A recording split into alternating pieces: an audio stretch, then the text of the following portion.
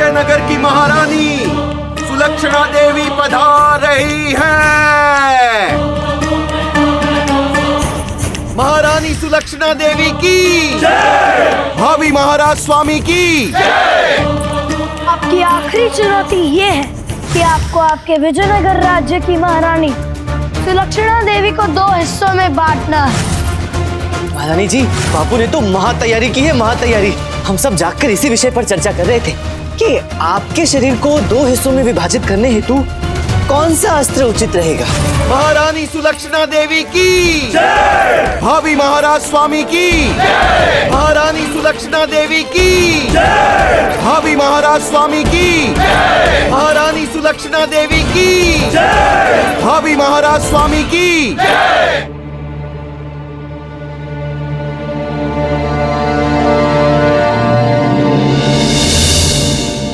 पंडित रामाकृष्णा जी राज दरबार में अभी तक उपस्थित क्यों नहीं हुए? राजगुरु जी जी। कहाँ हैं पंडित रामाकृष्णा जी? मैं यहाँ हूँ महारानी जी।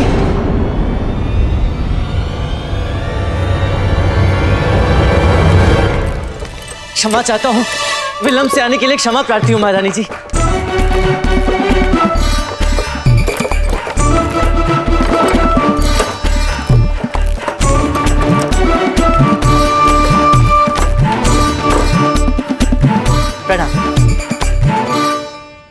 पहली बार नहीं आ रहे, अब सदैव विलंब से आते हैं।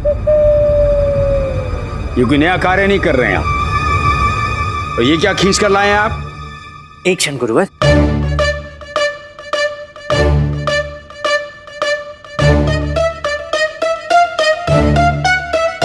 सुई धागा।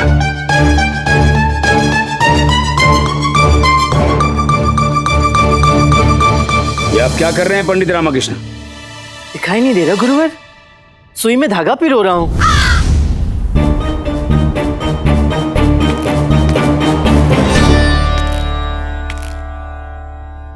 सुई में धागा? सुई में धागा पड़ जाता है तो उसका धर्म होता है सिलना, किंतु आपका धर्म है चुनौती का पालन करना, जिसके लिए सुई धागा काम नहीं आएगा, क्योंकि आपको कुछ चलना नहीं है। अभी तो महारानी को 2 भागों में विभाजित करना है। तुम्हारा कथन सत्य है राघवन, किंतु महारानी के शरीर को 2 हिस्सों में विभाजित करने के पश्चात उसे सिलना भी तो पड़ेगा।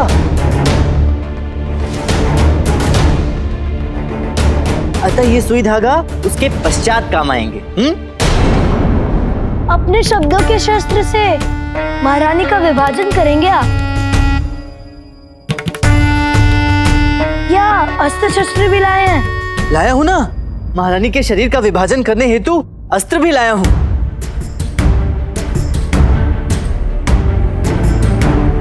एक क्षण। हाँ,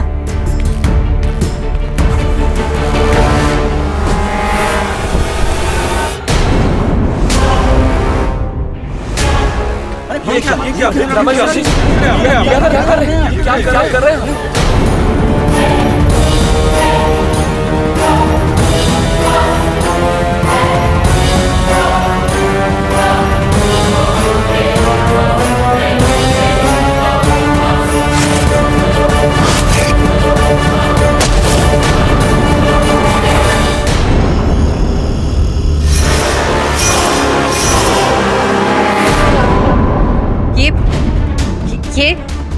ये कैसी वार्तालाप कर रहे हैं आप सब? पंडित रामाकृष्णा, ये सब दिखाकर आप क्या सिद्ध करना चाहते हैं? कि इन शस्त्रों से आप महारानी के 2 टुकड़े करेंगे? राजगुरु जी क्षमा क्षमा महारानी, हमारा कहने का अर्थ ये है कि पंडित रामाकृष्णा महारानी के 2 टुकड़े कैसे कर सकते हैं? गुरुवर, चुनौती तो पूर्ण करनी पड़ेगी ना, महारानी ने स्वयं वचन जो दिया है।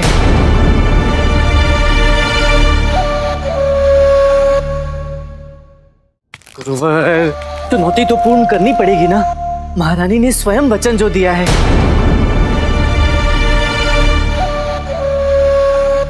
हमने भी आपको चेतावनी दी है पंडित रामाकृष्णा। महारानी को किसी भी प्रकार की हानि नहीं पहुंचनी चाहिए। महारानी जी, आपके सहयोग का आकांक्षी हूं। देखिए, ये विभिन्न प्रकार के धार युक्त अस्त्र हैं, किंतु आप किंचित भी चिंतित ना हो। मैं भले ही इस चुनौती को पूर्ण कर रहा हूं, किंतु आपके प्रति मेरी आस्था अडिग है। अतः जिस अस्त्र से कम पीड़ा हो, मैं उसी से आपके शरीर को विभाजित करूंगा।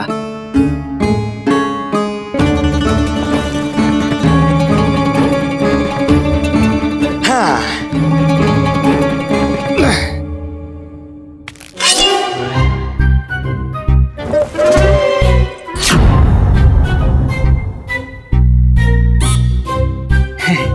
ये नहीं।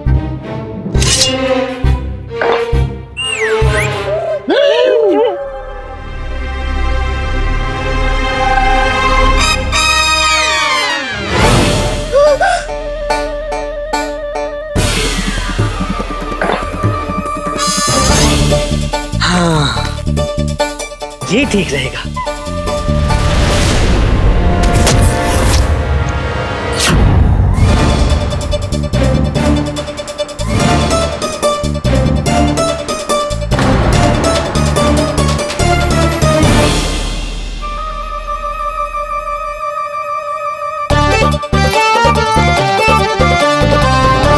पंडित रामाकृष्णा,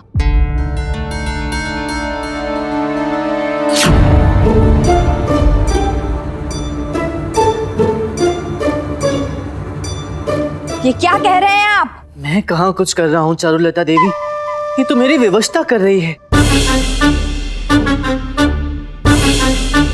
महारानी ने स्वयं वचन दिया है ना कि वो इस चुनौती को पूर्ण करने में सहयोग देंगी। तो बस मेरे लिए स्वयं के वचन से कहीं अधिक महारानी के वचन का सम्मान है, उनके वचन की लाज है। रुकिए पंडित रामाकृष्ण जी, जब हमने वचन दिया था तब हमें ये ज्ञात नहीं था कि ये बात हमारे प्राणों तक आएगी। महारानी आप भूल रही हैं। रघुकुल रीत सदा चली आई, प्राण जाए पर वचन न जाए। पूर्व में भी रघुकुल जैसे राज परिवार हुए हैं, जहाँ महाराजाओं और महारानियों ने अपने वचन के सम्मान के कारण अपने प्राणों तक का त्याग किया है, किंतु अपने वचन की सत्यता पे, उसकी प्रामाणिकता पे जरा सी भी आंच नहीं आने दी है। अब आप इन्हें रोक नहीं सकती, आपको अपने वचन की लाज रखनी होगी। तो आगे बढ़िए पंडित रामाकृष्ण।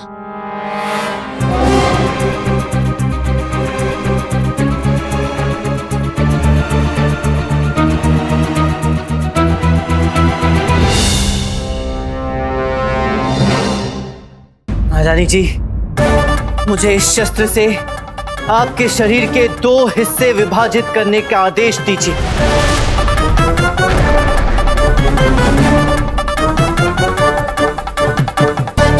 मैंने बहुत अनुसंधान किया, उसके पश्चात ज्ञात हुआ कि इस शस्त्र से कम पीड़ा होगी। नहीं पंडित रामाकृष्ण जी,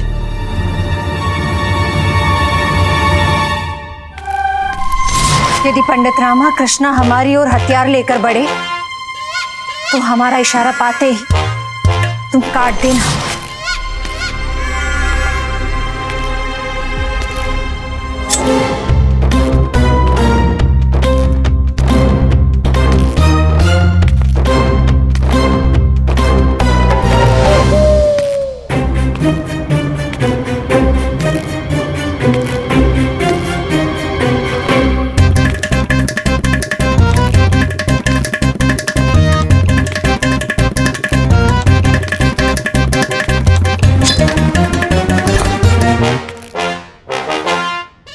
अक्का, काट दिया।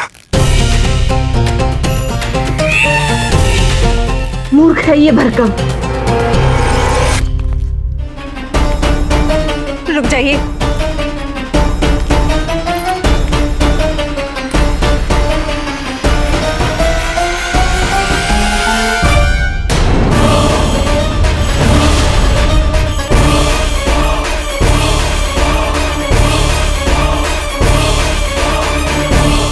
महारानी जी, कृपया अपना हाथ आगे करें।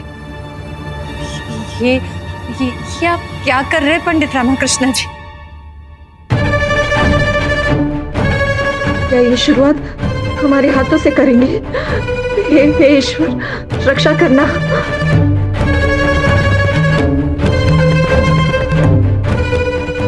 नहीं, हम हाथ आगे नहीं करेंगे। महारानी जी, मैं निवेदन करता हूँ, कृपया अपना हाथ आगे करें। महारानी जी, कृपया अपना हाथ आगे करें, अन्यथा मैं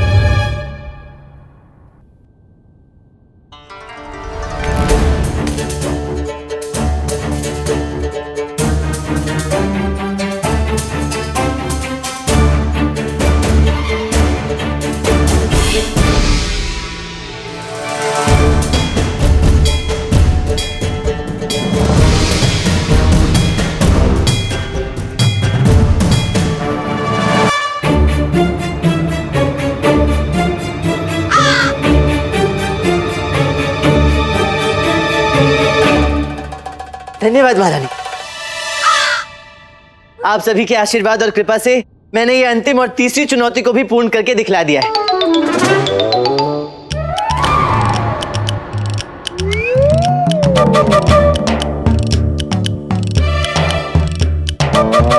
मैंने महारानी के शरीर को 2 हिस्सों में विभाजित कर दिया। कहाँ किया? कैसे किया? महारानी तो अभी भी जीवित हैं।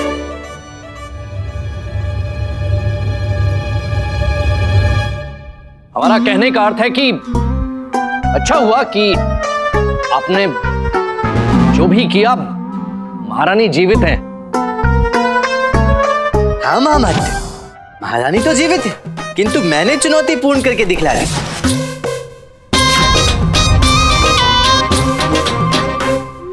ये देखिए,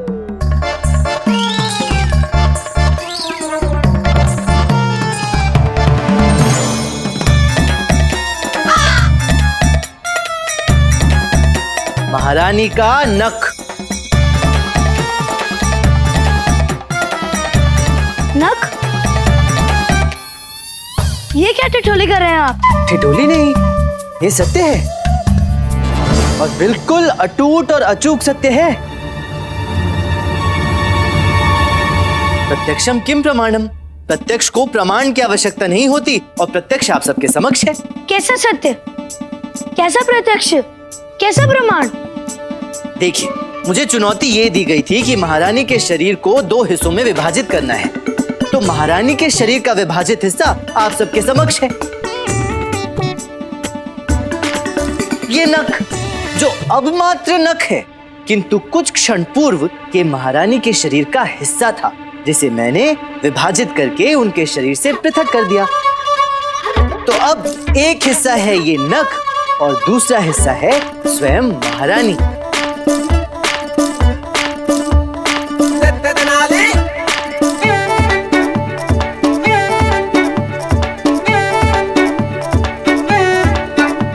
ये भी निश्चित नहीं किया गया था कि इन्हें मध्य से या समानांतर हिस्सा ही करना होगा।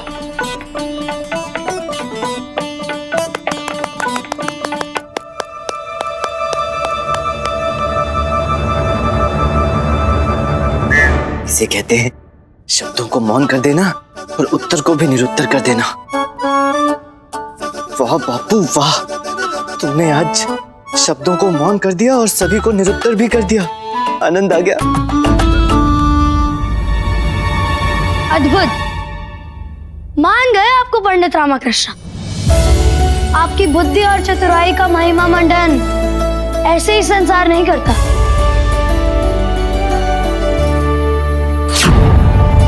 सरस्वती स्वयं जिस वाणी में विराजमान है वो आप हैं। ज्ञान की पराकाष्ठा का जीवित स्वरूप आप हैं। वाह, बहुत अच्छे पंडित रामाकृष्ण, बहुत अच्छे। ये सब हमारी संगत का प्रभाव है। देखा देखा देखा, आप सबने देखा, महारानी के प्राणों की रक्षा हो गई।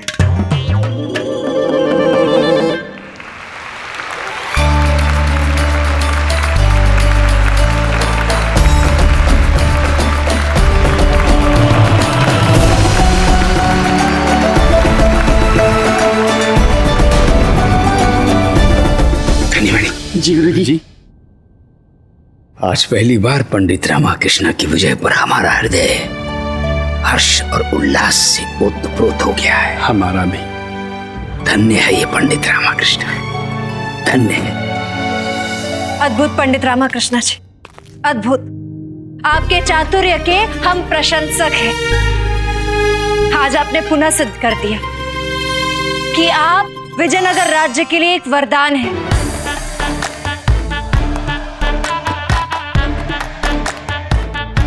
बोलिए पंडित रामाकृष्ण जी की जय। पंडित रामाकृष्ण जी की जय। पंडित रामाकृष्ण जी की जय। पंडित रामाकृष्ण की जय। पंडित रामाकृष्ण की जय। पंडित रामाकृष्ण की जय। पंडित रामाकृष्ण की जय। पंडित रामाकृष्ण की जय। पंडित रामाकृष्ण की जय। मान गए आपको पंडित रामाकृष्ण। सरस्वती स्वयं जिस वाणी में विराजमान है वो आप हैं। ज्ञान की पराकाष्ठा का जीवित स्वरूप आप हैं।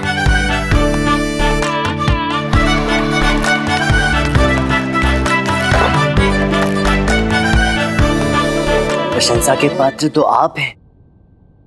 आपको आपका संबोधन इसलिए किया क्योंकि आप आपके संबोधन के ही अधिकारी हैं।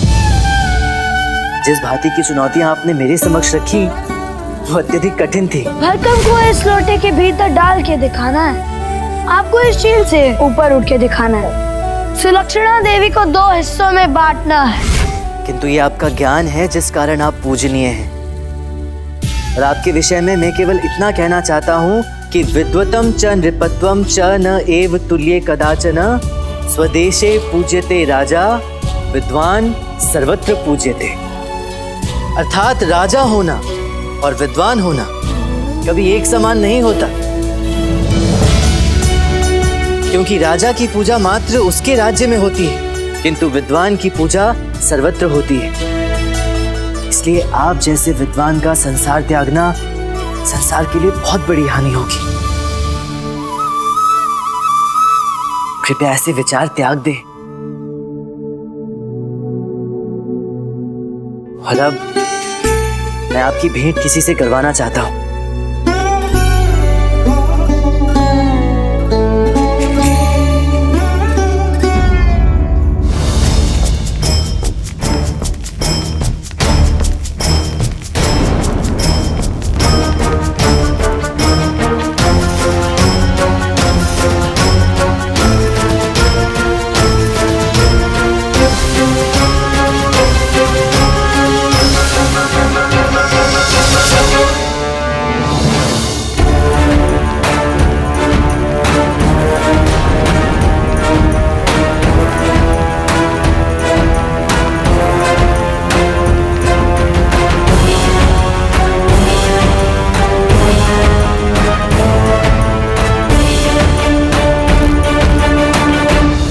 महारानी प्रणाम। पिताजी प्रणाम।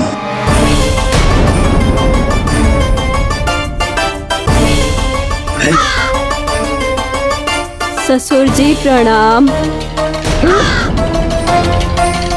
दादाजी प्रणाम।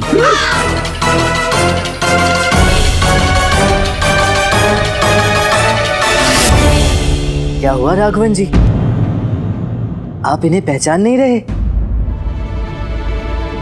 कि आपके पुत्र, आपकी पुत्रवधू, ये आपके पौत्र हैं। पंडित रामाकृष्णा जी, ये क्या है? कैसा परिहास है ये? महारानी, हमें ऐसा प्रतीत होता है कि विजय के मद में पंडित रामाकृष्ण अपनी बुद्धि खो चुके हैं, इसीलिए ऐसी विचित्र विचित्र बातें कर रहे हैं। अब बताइए भला, इतने छोटे से बालक का इतनी आयु का पुत्र, पुत्रवधू, पुत्र कैसे हो सकता है? सत्य का हो सकता है नहीं गुरुवर, अपितु है।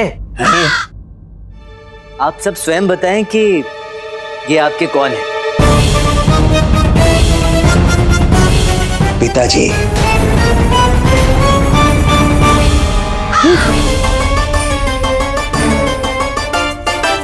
ससुर जी,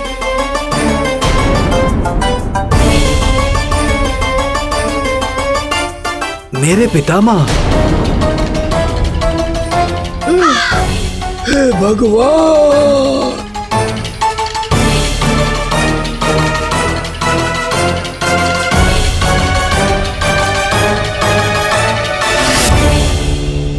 क्या अब भी आप कुछ कहना नहीं चाहते? आपकी जितनी प्रशंसा की जाए उतनी कम है।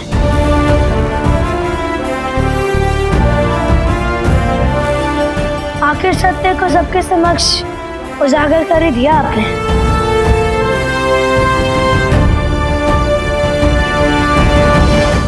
आप सभी को यह जानकर आश्चर्य होगा कि यहाँ उपस्थित राघवन जी कोई बालक नहीं, अपितु बालक रूप में 112 वर्ष के वृद्ध योगी हैं।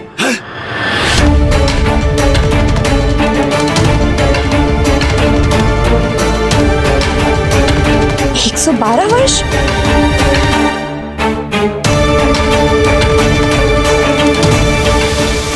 भगवान! 112 वर्ष! लो, सारे भेद खोल ही दिए इस पंडित रामाकृष्णा ने। अब पता नहीं और कौन कौन से भेद खोलेगा।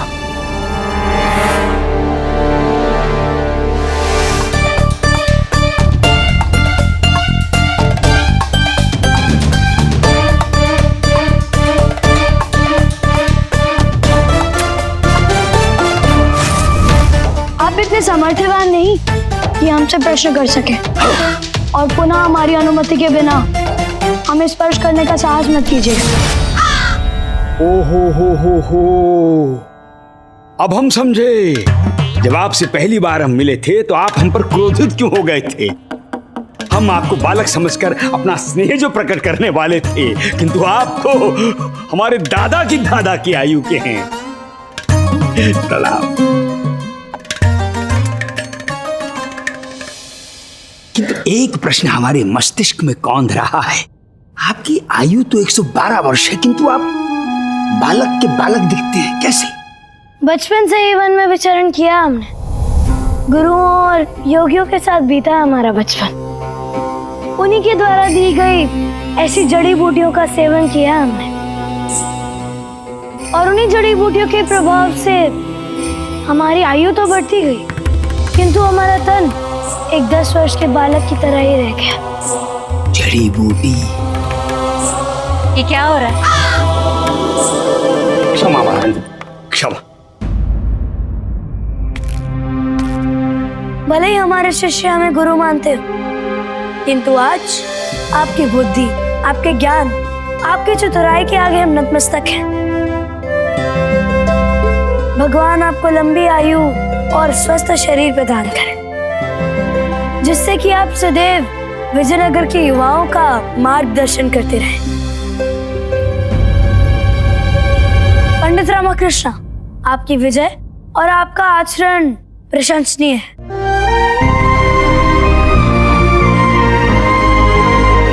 हम आपको अपना गुरु बनाना चाहते हैं।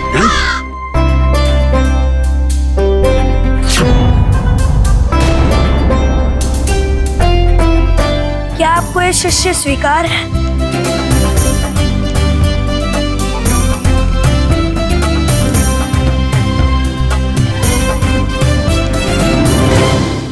अरे नहीं नहीं, ये आप क्या कर रहे हैं?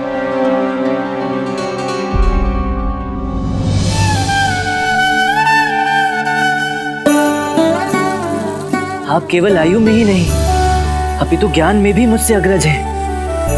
अतः आप मुझे आशीर्वाद दें। सत्यवचन।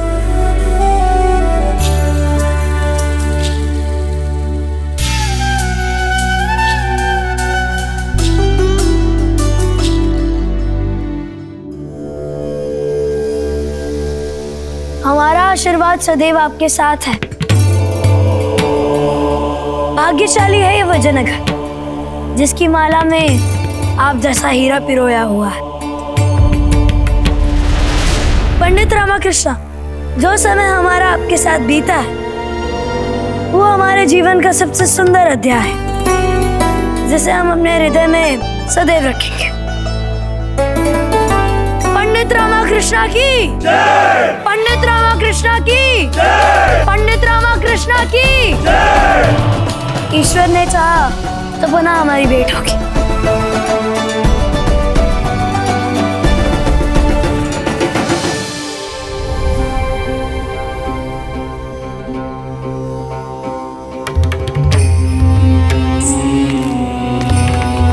राघवन जी,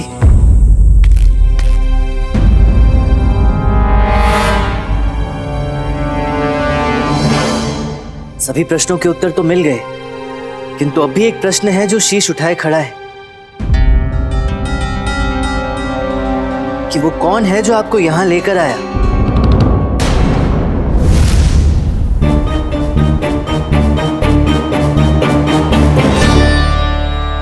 और आपको यहां विजयनगर लाने के पीछे उसका उद्देश्य क्या था?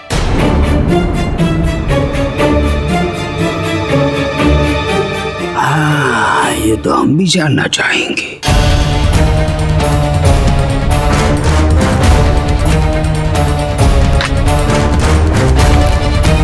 बताइए, आपको यहाँ किसने भेजा था?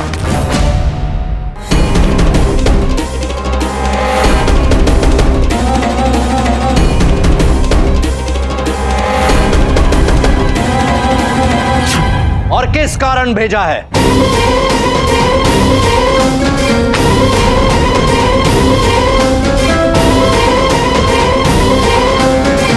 क्षमा चाहते हैं गुरुदेव, किंतु आपने ही सिखाया है, यदि प्रश्न प्रतिष्ठा पर आ जाए तो प्राण त्यागने भी पड़े तो त्याग देना, यदि प्राण लेने भी पड़े तो पीछे मत हटना।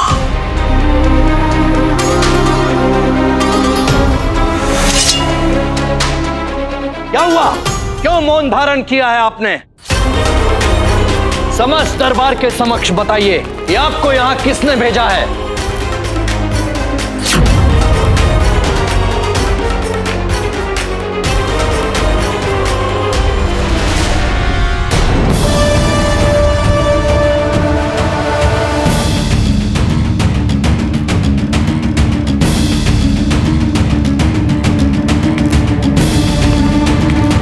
आप हमें यहाँ लेकर आए हैं।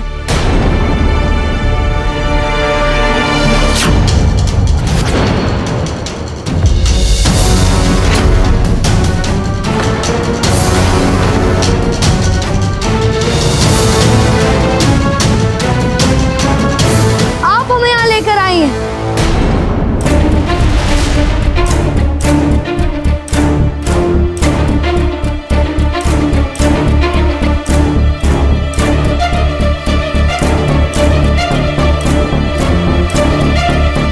आप हमें यहाँ लेकर आए।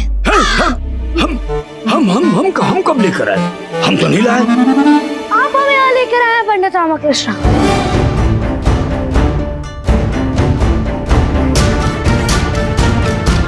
आप कहना क्या चाहते हैं राघवन जी? यही कि यदि हमारा आगमन यहाँ हुआ है तो वो आप सबके कारण, आप सबकी ऊर्जा हमें यहाँ खींच लाए।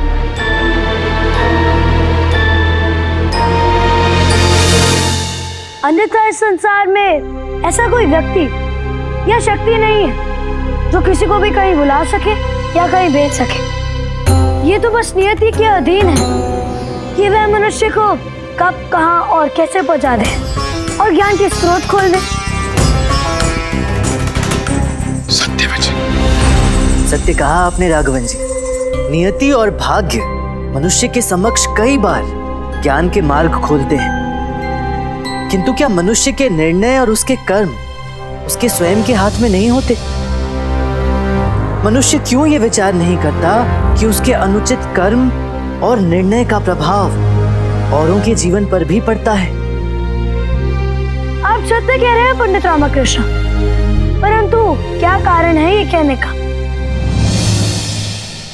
कारण ये है कि मुझे आपसे शिकायत है। संपूर्ण विजयनगर को भी आपसे शिकायत है। आप यहाँ आए और विजयनगर के भरे हुए दरबार के समक्ष आपने जीवन त्याग देने की धमकी दी।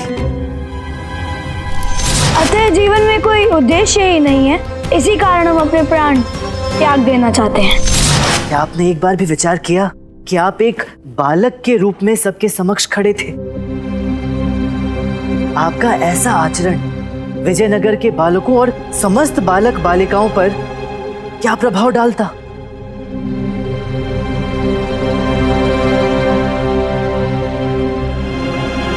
क्या जीवन त्याग देने की बात करना उचित था?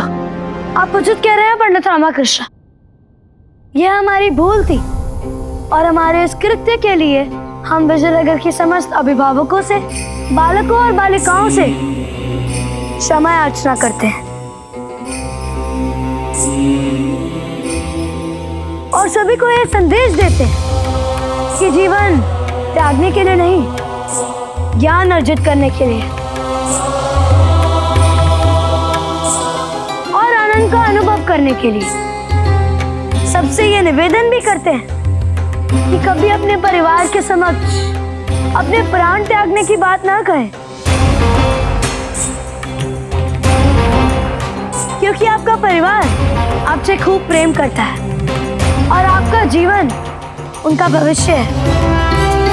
सत्य वचन।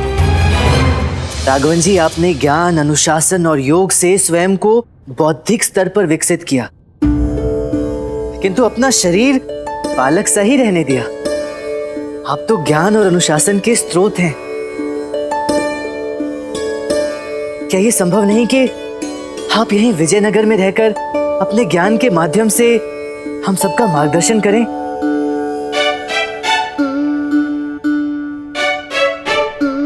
मैंने कुछ अनुचित तो नहीं कहा ना महारानी जी? नहीं नहीं पंडित रामकृष्ण जी, आपने एकदम उचित कहा। हमारे लिए सौभाग्य की बात होगी यदि आप विजयनगर में रुकेंगे तो। हाँ। आमंत्रण के लिए धन्यवाद महारानी, किंतु अंधकार को दूर करने के लिए एक प्रज्वलित दीपक ही पर्याप्त होता है और वो दीपक विजयनगर का सौभाग्य बनकर पंडित रामकृष्ण के रूप में पहले से यहाँ जगमगा रहा है। अतः हमारे यहाँ कोई आवश्यकता नहीं है, अपितु हमारा स्थान हमारे आश्रम में है, जहाँ पर निर्बलों के जीवन का अंधकार हमें ज्ञान के दीपक से दूर करना है। हमें यहाँ से प्रस्थान करने की अनुमति दीजिए, क्योंकि वहाँ कोई पंडित रामकृष्ण नहीं है।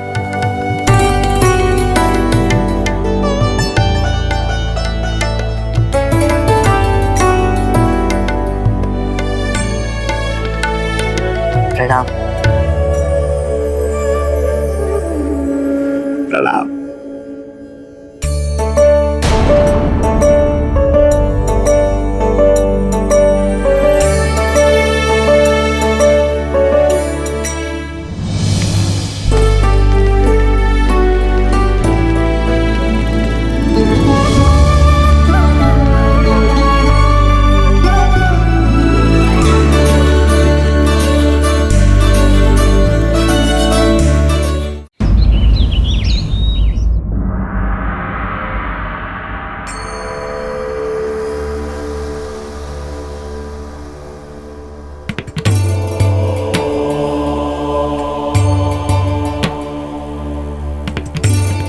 स्वामी बताइए, ये कितने सेब हैं? कितने? एक ही तो सेब है। अच्छा, और अब ये तो आधा है। यही तो मैं आपको समझाने का प्रयास कर रहा हूँ कि जीवन में कई बार ऐसा होता है कि जो दृष्टि देख रही होती है आवश्यक नहीं कि वो सत्य ही हो, और यही अंतर है सत्य और भ्रम में। भ्रम ये था कि वो बालक है, किंतु सत्य ये है कि वो बालक नहीं है। स्मरण रहे स्वामी, एक योग्य शासक वही बन सकता है जिसमें सत्य और भ्रम को परखने की समझ हो। आपको भी एक दिन योग्य शासक बनना है, हमारे महाराज श्री कृष्णदेव राय की भांति।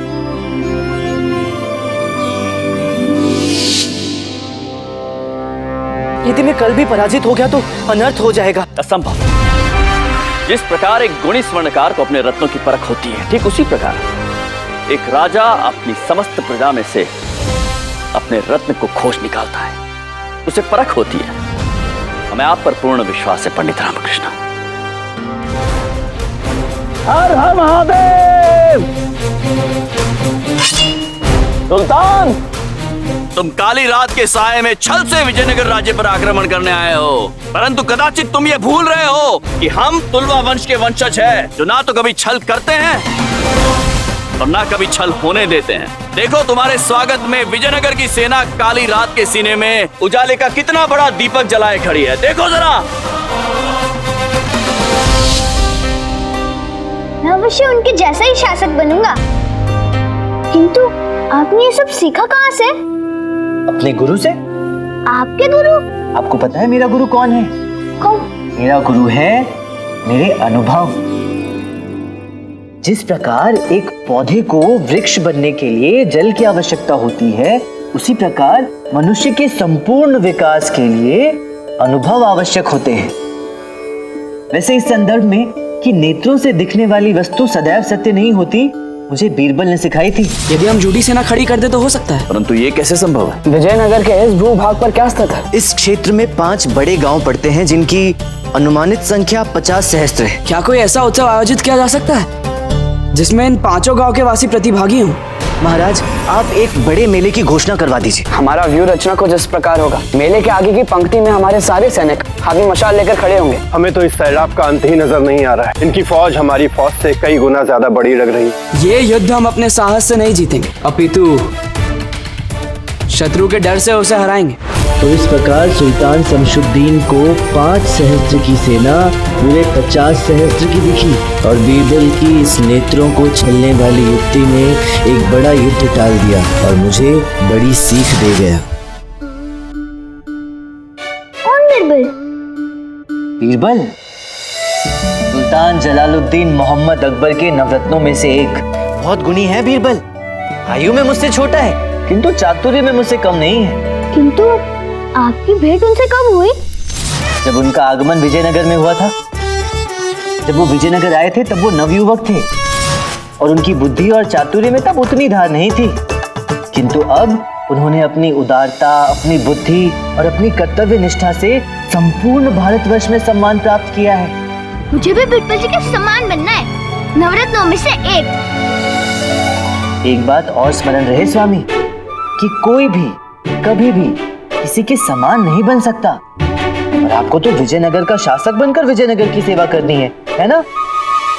किंतु हाँ, आपकी भेंट कभी बीरबल से हुई ना, तो सत्य कहता हूँ आपको सीखने के लिए बहुत कुछ मिलेगा। बीरबल सदैव से सुल्तान अकबर के दरबार की शोभा रहे हैं, और अब तो उनके सलाहकार बनकर उनके दरबार की शोभा बढ़ा रहे हैं, और अपने चातुर्य से सबको अचंभित कर रहे हैं।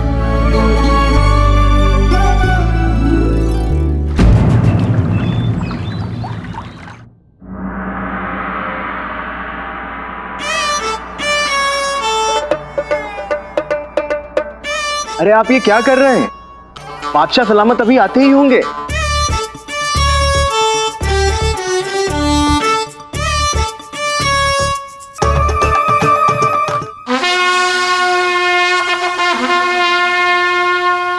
बामुलाई ख्वाजा होशियार दिल्ली सल्तनत के सुल्तान बादशाह जलालुद्दीन मोहम्मद अकबर आन बान शान के साथ तशरीफ ला रहे हैं।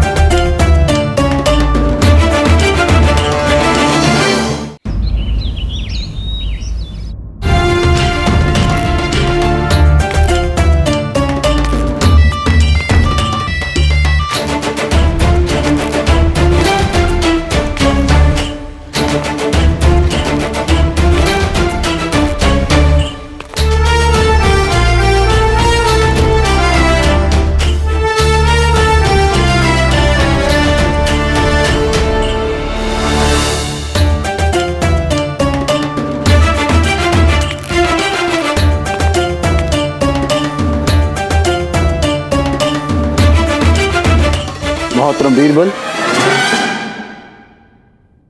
क्या हम जान सकते हैं आप किस कारगुजारी में मसरूफ हैं?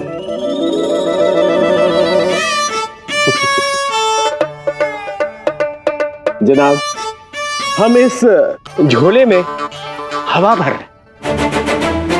क्यों, ऐसा ऐलान हुआ है क्या जो अब से हवा चलनी बंद होने वाली है, जो हवा इस झोले में भरे जा रहे हैं? अच्छा बताइए, इस हवा का क्या कीजिएगा? जनाब, हम इस हवा को अपने घर ले जाएंगे। बीरबल जी, आपकी बातें, आपकी हरकतें बड़ी लच्छेदार होती हैं, आसानी से समझ में नहीं आती। चलिए आप ही बता दीजिए, क्या माजरा है? हुजूर, कनाटे लग गए। कहाँ? हमारे घर की चारों तरफ। और ऐसा क्यों? ठीक हुजूर, यही सवाल हमने अपने पड़ोसी से पूछा था। क्यों? तो पता है उसने क्या जवाब दिया? क्या जवाब मिला? जनाब, आप जवाब सुनेंगे तो बिल्कुल हैरान हो जाएंगे, बिल्कुल मेरी तरह। वो हमसे कहता है कि बीरबल जी, आपके घर की दिशा पूरब की तरफ है। कहिए हाँ। तो हमने कहा हाँ।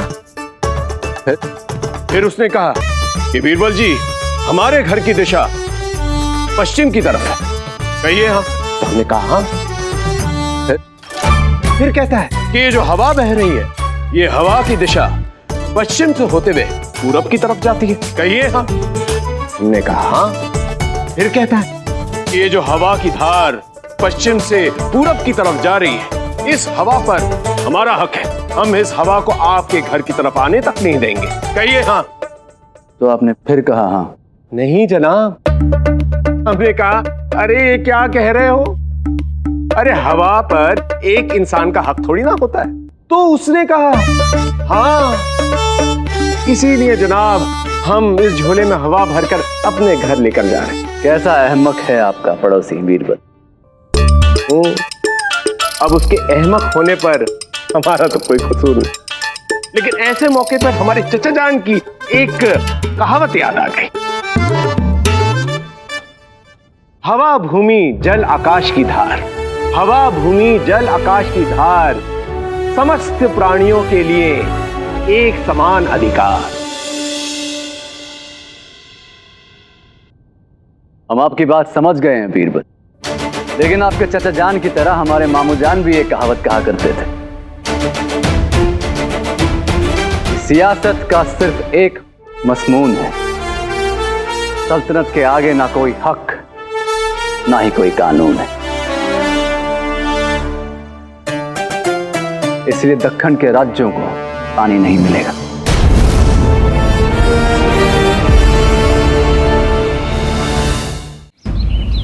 क्या यही न्याय है? क्या विजयनगर में न्याय समाप्त हो चुका है? महारानी, ये बबिया खेत मेरे खेत के ठीक बगल में है। ये अपने खेत की सिंचाई के लिए बलपूर्वक मेरे कुएं से जल ले जाता है, और यदि मैं इसे रोकने का प्रयत्न करता हूं तो ये मुझे धमकी भी देता है। ये तो घोर अन्याय है।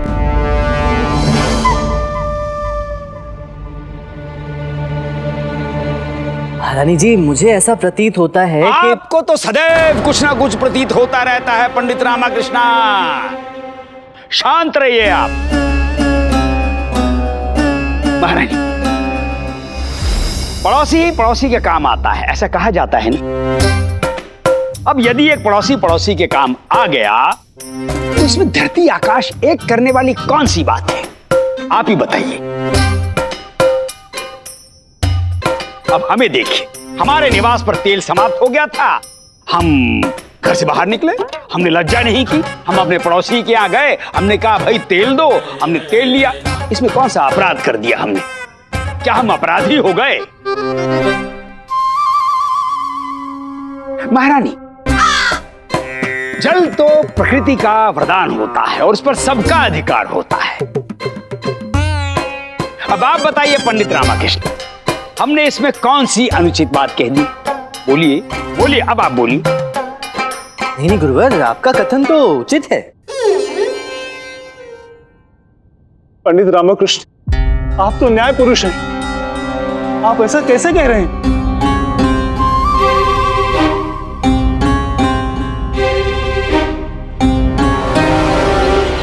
लेकिन हुजूर, क्या यही आपका इंसाफ, यही आपका न्याय? बीरबल, हम जानते हैं आपके दिल में दुनिया जहान के लिए मोहब्बत है, लेकिन हम बादशाह हैं।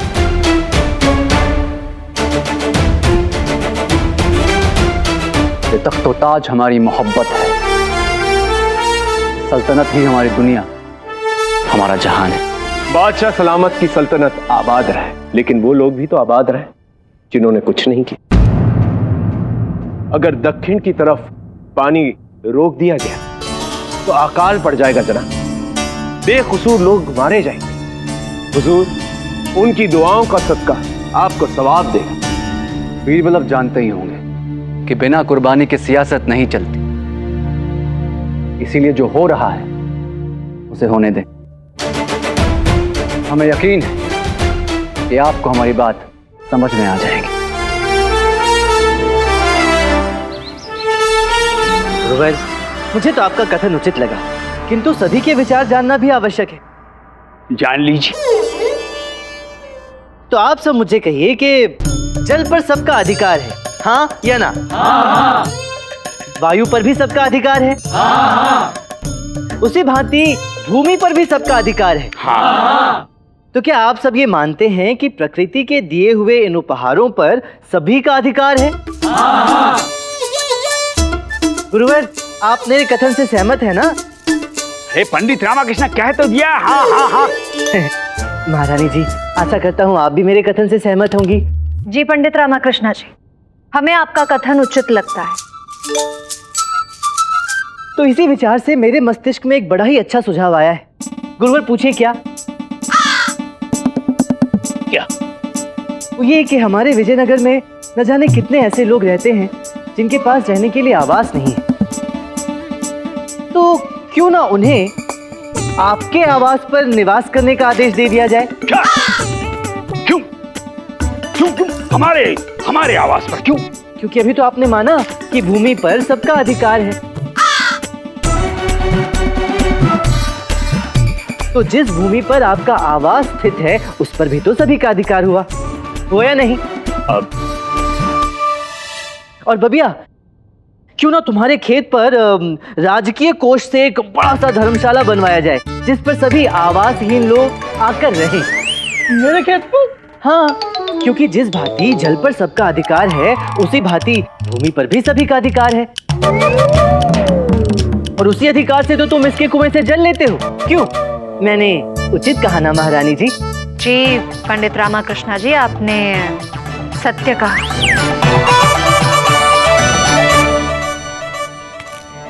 मुझसे भूल हो गई। आज के पश्चात मैं कभी तुम्हारे कुएं के जल को हाथ भी नहीं लगाऊंगा, किंतु कृपा करके मेरे खेतों में भवन ना बनवाएं।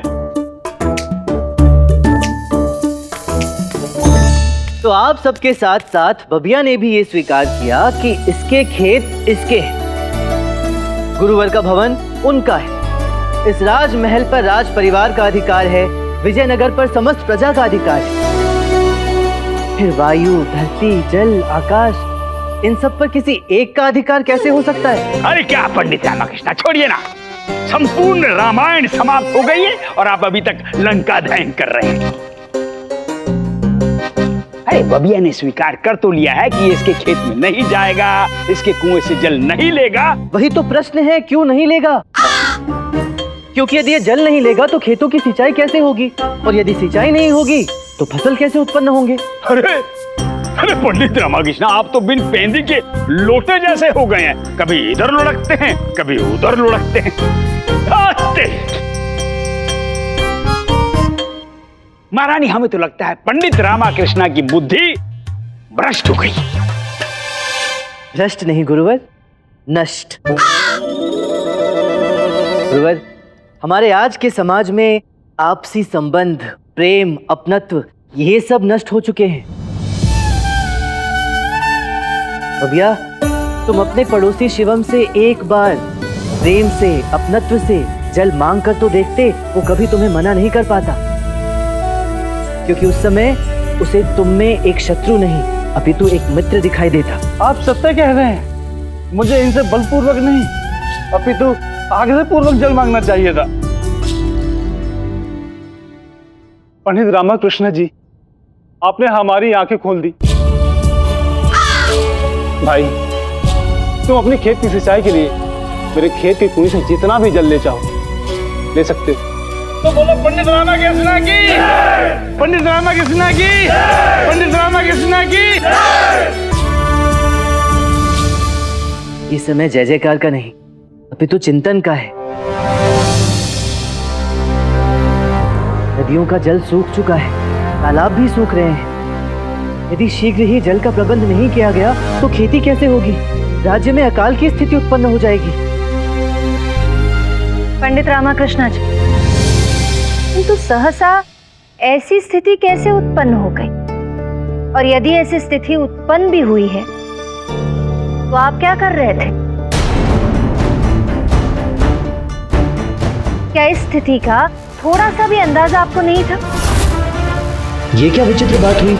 रानी तो प्राकृतिक विपदा का ठीकरा भी बापू पर डाल रही हैं। ये हुई ना बात, क्या खेल खेला है रानी ने। अब पूरे विजयनगर पर आई इस समस्या का कारण पंडित रामाकृष्ण को माना जाएगा। नदियों का जल सूख चुका है, तालाब भी सूख रहे हैं। यदि शीघ्र ही जल का प्रबंध नहीं किया गया तो खेती कैसे होगी? राज्य में अकाल की स्थिति उत्पन्न हो जाएगी। पंडित रामाकृष्ण जी, आप कर क्या रहे हैं? बताइए, इस समस्या का क्या समाधान निकाल रहे हैं आप?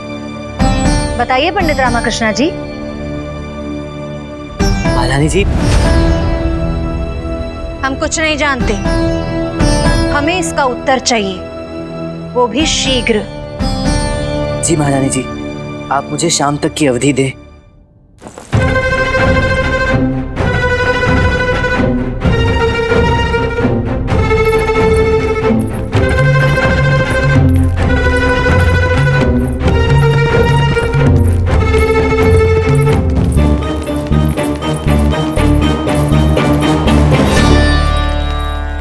अब हम देखते हैं पंडित रामाकृष्ण शाम तक क्या करते हैं आप।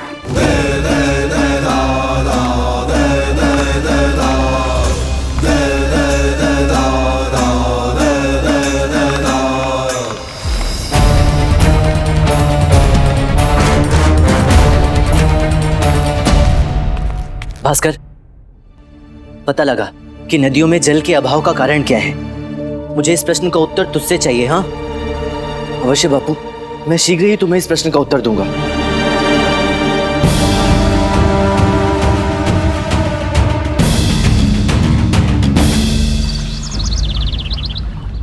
बीरबल, मुगलिया सल्तनत का परचम दक्कन में लहराने का ख्वाब देखा है हमने। क्या आप नहीं चाहते हमारा वो ख्वाब पूरा हो? ऐसा तो बिल्कुल नहीं कहा हमने हुजूर। हम तो चाहते हैं कि आपके ख्वाबों को हमारे पर लग जाए, लेकिन हम ये भी तो नहीं सुन सकते कि गरीबों के मसीहा, जरूरतमंदों के देवता बादशाह जलालुद्दीन मोहम्मद अकबर के बारे में आने वाली तारीख ये लिखे कि दक्कन जीतने के लिए उन्होंने वहां के लोगों का पानी बंद करवा दिया। अच्छा, तो ये बात है। जी हुजूर, आपका नाम लेकर तो लोगों को खाना पीना सब कुछ नसीब हो जाता है, और फिर आपके नाम पर ये। बीरबल जी हैं तो बहुत चालाक। आप ये बात कहकर हमारा फैसला हमसे बदलवाना चाहते हैं। समझने की कोशिश कीजिए, विजयनगर से हमारी फौज का जीतना आसान नहीं है, इसलिए उनका पानी रोककर उनके हौसले पस्त करना जरूरी है। इससे उनका खुद पे यकीन कम हो जाएगा और हार मानकर वो हमारे कदमों में झुक जाएंगे, और फिर दक्कन में मुगलिया सल्तनत का राज होगा।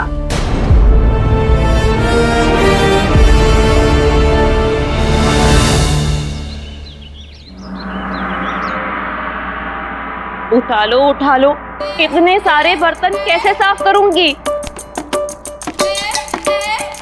इतने सारे बर्तन ज्ञात है अम्मा, किंतु क्या करूं, जल का भी तो अभाव है। ये जल है ना अम्मा, ये जल तो मैंने आपके स्नान हेतु रखा है।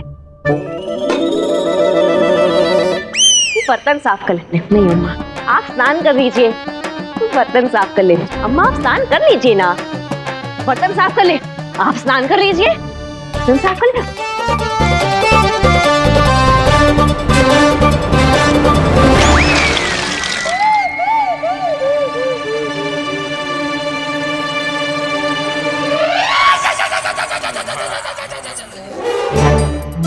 संपूर्ण विजयनगर में जल का अभाव चल रहा है और तुम दोनों इस प्रकार जल व्यर्थ कर रही हो। नहीं, मैं तो अम्मा को समझाने की चेष्टा कर रही थी कि ये स्नान कर ले, किंतु अम्मा कह रही है कि मैं बर्तन साफ कर लूं।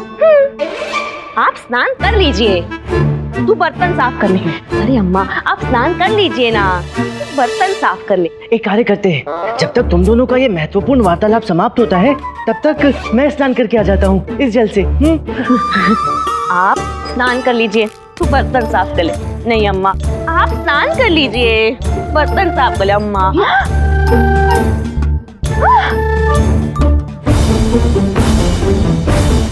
ये क्या, ये स्नान हेतु जल ले गए। इसे कहते हैं दो बिल्लियों की लड़ाई में बंदर रोटी ले गया। तूने मुझे बिल्ली कहा? नहीं नहीं अम्मा, मैंने तो इनको बंदर कहा।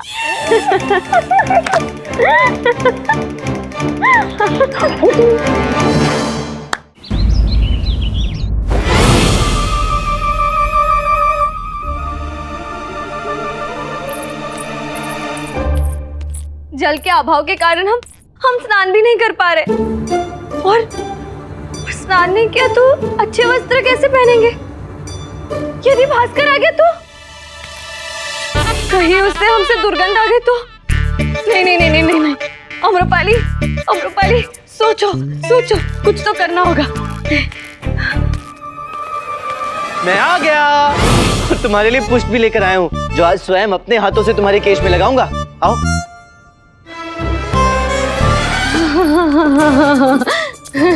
इधर आओ। अरे अरे आम्रपाली रुको, आम्रपाली ये रुको, वहीं रुको, वहीं रुको। बड़ी विचित्र हो, स्वयं बुलाती हो और अब आ गया हूं तो भाग रही हो, बात क्या है? भास्कर, क्या हम तुमसे एक बात कहें? हाँ कहो। कह दे?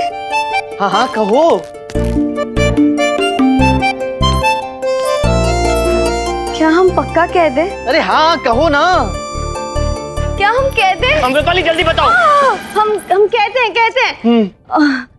वो हमने स्नान नहीं किया है। क्या? तभी तो मैं सोचूं ये दुर्गंध कहाँ से आ रही है। प्रयास कर रहा हूँ, प्रयास कर रहा हूँ। अब मैं कोई देवता थोड़ी ना हूँ कि तुम्हें मेरे समीप आने के लिए स्नान करना पड़ेगा।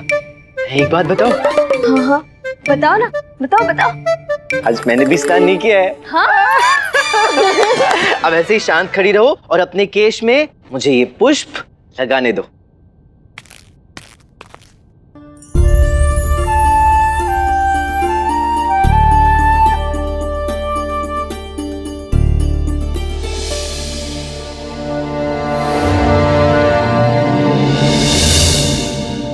ये गांव वो स्नान करते समय पैर फिसल गया।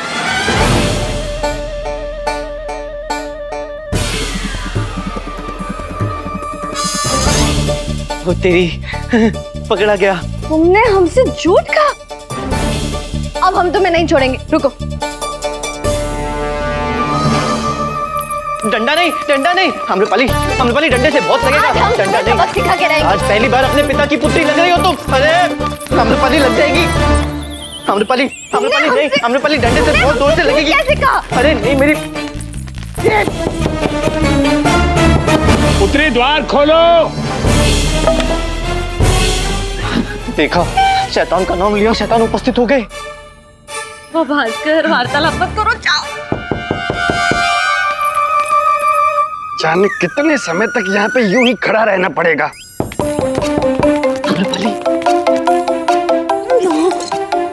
क्या हो गया? सोचा जाते जाते तुम्हें एक बार और निहार लूं। निहार लूं? तुम्हें दिखाती हूँ। नीचे धनी मनी खड़े हैं, भागू कैसे? धनी मनी?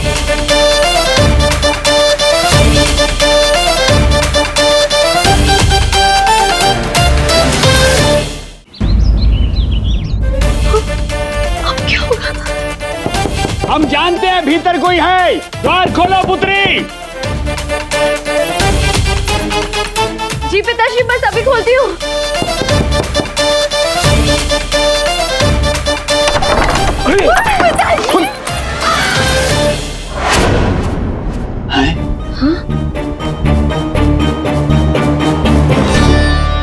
पुत्री, ये सुंदरी, ये नारी कौन है? नारी? ये तो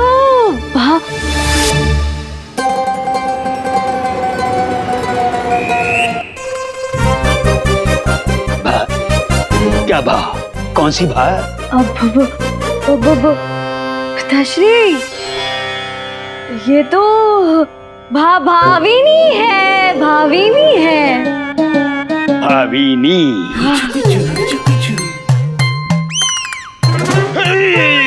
ये क्या सभ्यता है? हमें देखकर तुम ये नेत्र क्यों झपका रही हो? हैं? नहीं, वो मेरे नेत्रों में कचरा चला गया था। हाँ तो कचरे को आंख मारो, हमें क्यों आंख मार रही हो? पुत्री, कौन है ये? ये हमारी नई दासी है। ये अच्छी। हाँ? ये अच्छी बात है, बहुत अच्छी बात है। ये यहाँ क्या कर रही है? हाँ, सुगंधित जल से हमें केसर स्नान करवाने आए हैं पिताश्री। अच्छा। हाँ। जल कहाँ है? जल ये तो रहा पिताश्री, इनके हाथ में। हाथ में? हाँ, देखिए। अरे इसके हाथ में तो मात्र एक छोटा सा जल पात्र है। ये केवल दिखने में छोटा सा है, किंतु मैंने इसी जल से इन्हें पूर्ण रूप से स्नान करवा दिया। इतने से जल से पूर्ण स्नान करा दिया? इतने से जल से पूर्ण स्नान हो जाता है? हाँ। पक्का हो जाता है? हाँ। सच्ची? चलो। ऐसा चल। अरे किंतु आप मुझे कहाँ लेकर जा रहे हैं? वो हम बाद में बताएंगे, सब ज्ञात हो जाएगा। आओ। अरे चलो। चलो पिताश्री। अरे पिताश्री कहाँ लेके जा रहे? पिताश्री भास्कर को कहाँ ले गए होंगे?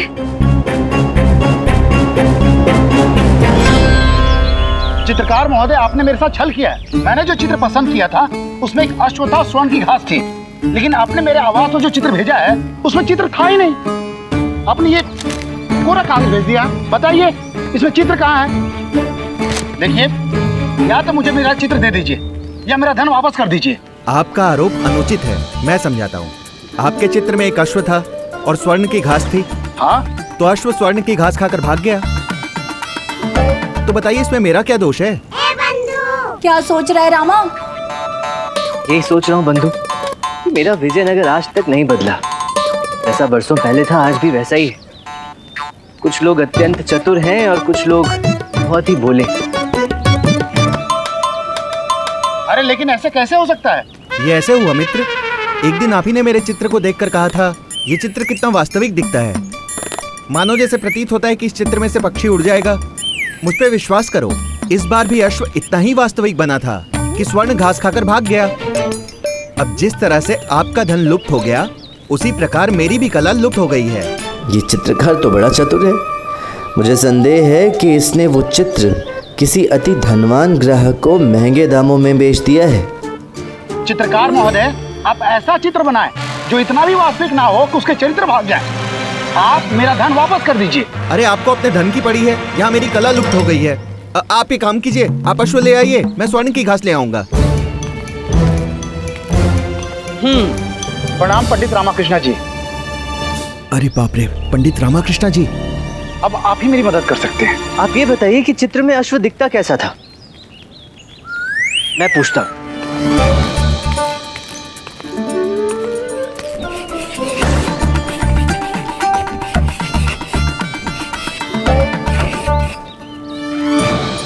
ऐसा दिखता था अश्व?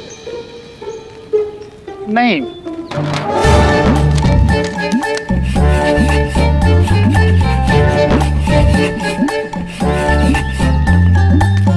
ऐसा दिखता था? नहीं नहीं।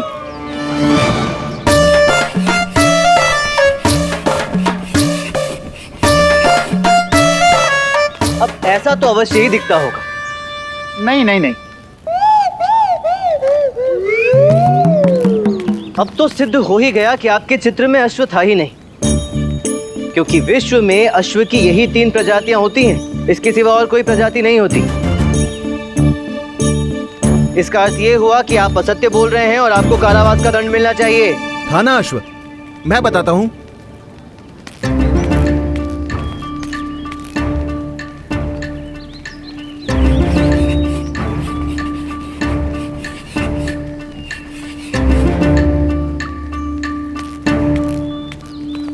ऐसा दिखता था अश्व?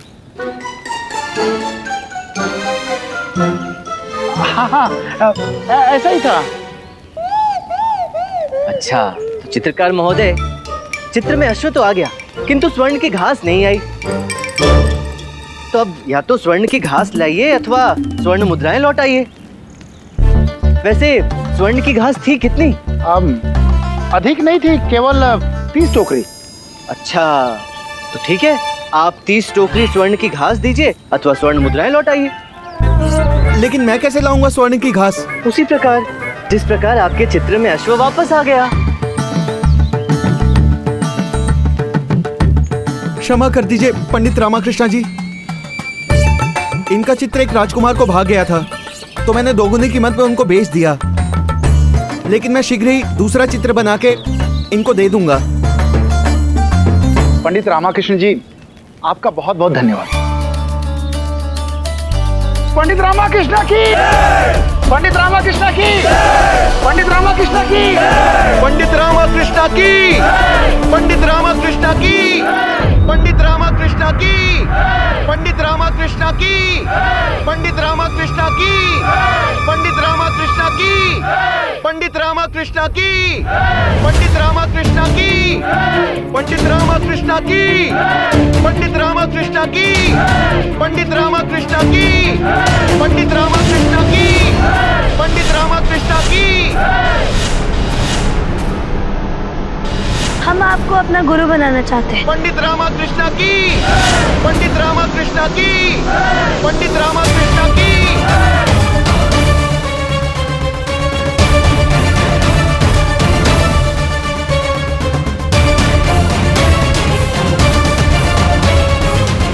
पंडित रामाकृष्ण की, पंडित रामाकृष्ण की, पंडित रामाकृष्ण की, पंडित रामाकृष्ण की, पंडित रामाकृष्ण की, पंडित रामाकृष्ण की।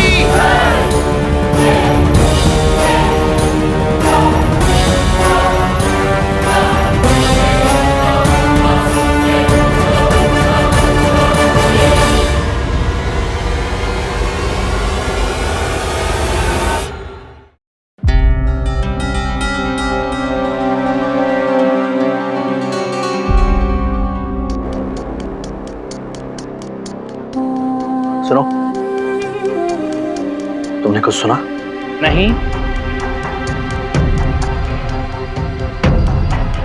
तुमने पंडित रामाकृष्ण की जय जयकार नहीं सुनी? हाँ सुनी। अनगिनत बार सुनी। पंडित रामाकृष्ण की जय जयकार हर तरफ होती है। जिसे देखो वो पंडित रामाकृष्ण की ही जय जयकार कर रहा है। चुप करो।